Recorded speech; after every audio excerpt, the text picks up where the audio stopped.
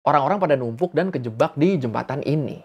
This is the biggest tragedy we have experienced in the last 31 years, since the collapse of the Pol Pot regime. Tapi masalahnya waktu itu, dari pihak pemerintah sama sekali nggak ada yang Jadi udah sekitar 2 minggu kalau nggak salah, gue selalu ngeliat komen atau DM yang masuk ke gue yang minta bahas insiden di Festival Air Kamboja yang menewaskan ratusan orang. Gue penasaran ini tiba-tiba banyak banget yang request buat bahas ini awalnya pada lihat di mana ini? Feeling gue sih di TikTok ya. Oke, biar makin jelas ini sebenarnya acara apa, kok bisa orang-orang tumpuk-tumpukan di situ sampai ada ratusan yang tewas? Langsungnya kita bahas insiden Festival Air di Kamboja di Learning by Googling. Sebenarnya insiden ini kejadiannya udah agak lama, di tanggal 22 November 2010. Dan buat ngegambarin seberapa mengerikannya insiden ini, banyak orang yang bilang kalau insiden ini adalah tragedi terbesar kedua setelah pembantaian Pol Pot. Iya, segitu parahnya. Lu inget kan pembantaian Pol Pot yang orang-orang berpendidikan, orang-orang pinter pada diincer buat dibantai. Pembantaian yang memusnahkan sekitar 25% dari total populasi di Kamboja. Kalau lu lupa atau lu belum nonton, lu bisa nanti nonton video gue yang ini. Mantap, marketing.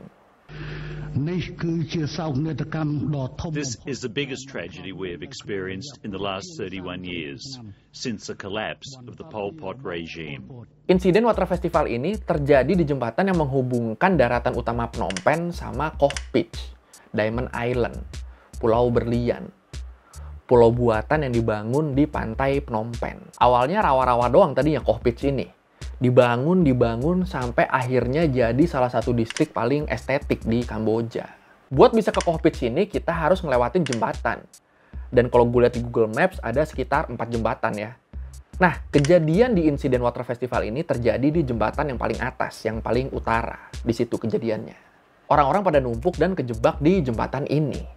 Kebayang gak lu, misalnya posisi lu ada di paling bawah di antara tumpukan orang-orang di jembatan ini. Nggak usah gerak, napas aja pasti susah kan. Penyebabnya apa? Nah, sebelum kita bahas lebih detail tentang insidennya dan penyebabnya, kita bahas dulu tentang eventnya, Festival Air Kamboja. Biar otak kita isinya nggak cuma orang mati doang. Emang itu festival apa? Jadi festival air ini adalah salah satu festival utama di Kamboja. Diadain tiap tahun antara akhir Oktober atau bulan November. Sebagai penanda berakhirnya musim hujan. Kalau di gua bulan-bulan segitu malah baru mulai musim hujannya. Dan selain sebagai penanda berakhirnya musim hujan, festival ini juga diadakan buat merayakan berbaliknya aliran air di sungai Tonle Sap. Maksudnya berbalik? Oke, ini unik sih. Sebelumnya kita harus tahu kalau di Kamboja itu ada danau terbesar di Asia Tenggara. Namanya Danau Tonle Sap. Yang panjangnya sekitar 250 km dan lebarnya sekitar 100 km. Ini bentuk danaunya kayak gini. Nah, kalau kita lihat, dari Danau Tonle Sap ini ada aliran sungai kecil yang panjang kan? Nah, itu namanya aliran sungai Tonle Sap. Jadi air di sungai ini mengalir dari Danau Tonle Sap, lewat sungai Tonle Sap, sampai ke sungai Mekong. Kalau lagi nggak musim hujan. Pas masuk musim hujan, biasanya di bulan Juni, aliran airnya jadi berbalik. Dari sungai Mekong, lewat sungai Tonle Sap sampai ke danau Tonle Sap. Atau simpelnya, kalau lagi musim kemarau, alirnya mengalir keluar danau, tapi pas masuk musim hujan, airnya mengalir ke dalam danau. Ini unik kan? Dan karena aliran yang di musim hujan yang masuk ke danau itu volume airnya lebih banyak, jadi danau Tonle Sap ini ketika musim hujan ukurannya jauh lebih besar. Sampai lebih dari 2 kali ukuran sebenarnya. Dan karena keunikannya ini, Tonle Sap jadi salah satu objek wisata paling terkenal di Kamboja. Jadi pengen ya. Without the lake, very difficult for Cambodians to survive. Balik ke festival airnya. Jadi buat memperingati akhir musim hujan dan berbaliknya aliran air di sungai Tonle Sap, diadakanlah Festival Air di Kamboja. Festival ini diadain selama 3 hari. Hari pertama biasa dimulai dengan lomba perahu, salah satu kegiatan paling terkenal di festival ini. Bahkan diperkirakan tradisi balap perahu ini udah ada sejak pemerintahan Jayawarman VII di tahun 1181. Awalnya diadain buat memperingati kemenangan Angkatan Laut Khmer atas pasukan Kerajaan Champa. Ini Kerajaan Champa ini udah pernah gue bahas juga di video gue yang ini. Mantap, marketing lagi. Terus habis itu malamnya mereka bakal ngadain ritual bondet beratip.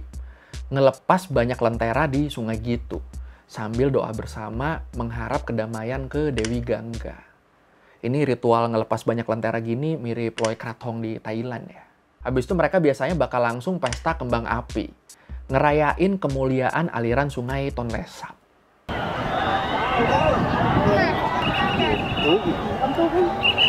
Terus di hari kedua bakal ada ritual menyembah bulan sama Ok Ambok. Apaan tuh? Kalau menurut National Geographic, Ok Ambok ini sebenarnya adalah nama makanan yang dari nasi gitu. Ini bentuknya kayak gini. Tapi di festival ini dijadiin lomba makan Ok Ambok. Jadi biasa mereka ada gamenya, orang-orang di sana dibagi jadi beberapa kelompok. Dan kelompok yang kalah bakal dihukum dengan cara makan Ok Ambok pakai pisang sampai hari berakhir. Ini ngebayangin aja gue kenyang ini. Dan di hari ketiga bakal ada potong pita sebagai penanda berakhirnya festival air di tahun itu. Terus dilanjut malamnya bakal ada konser-konser besar. Ini rentetan acaranya sebenarnya menarik ya. Apalagi kalau ngelihat fakta, festival air ini selalu berhasil menarik minat jutaan orang tiap tahunnya.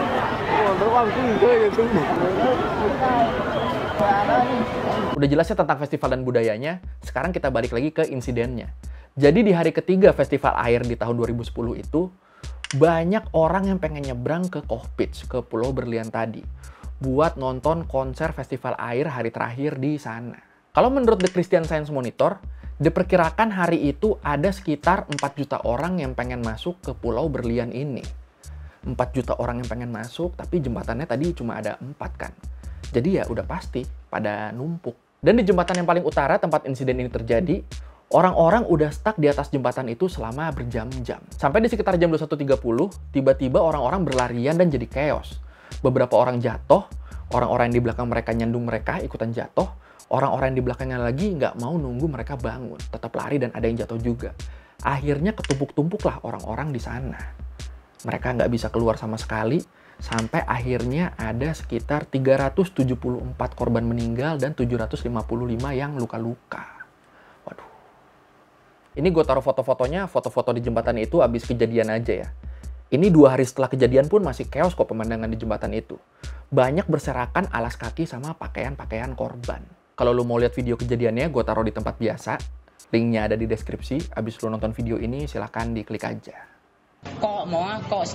I was stuck in the crowd for a long time, and it was so hot and I became unconscious. At the time, people got stuck on the bridge and there was no air at all, and we could move nowhere. Makanya karena situasi yang terjadi pas insiden ini terjadi, di beberapa media insiden ini juga disebut sebagai Phnom Penh Stampede. Apaan tuh? Stampede itu adalah situasi di mana ada sebuah grup besar, bisa manusia, bisa binatang, yang tiba-tiba berlari ke arah yang sama.